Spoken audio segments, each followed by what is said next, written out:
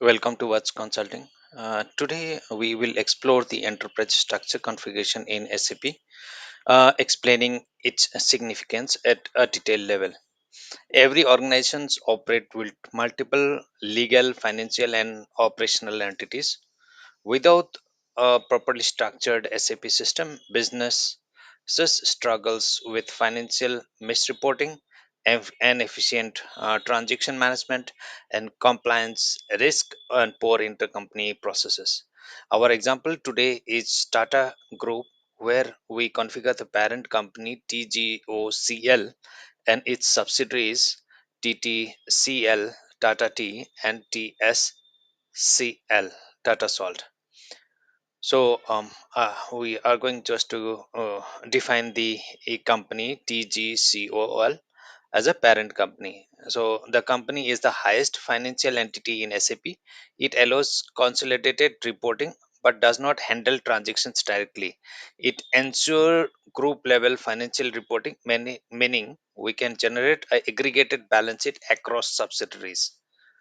So so here you can see I have already created a company TGOCL, and I have given the name Data Group of Company Limited. Here I put the country in and language English and currency EINR.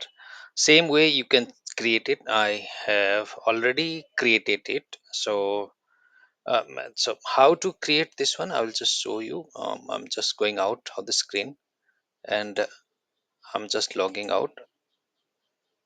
No, no, no, I will not log out. I will show you later how to log in.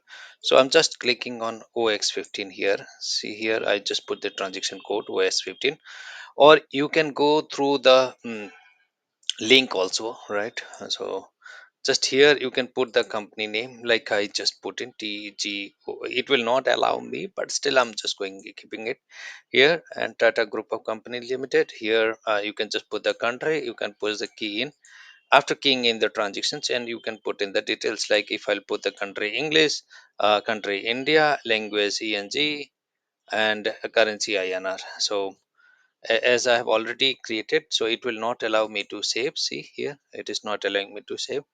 So this is the way to create a company code.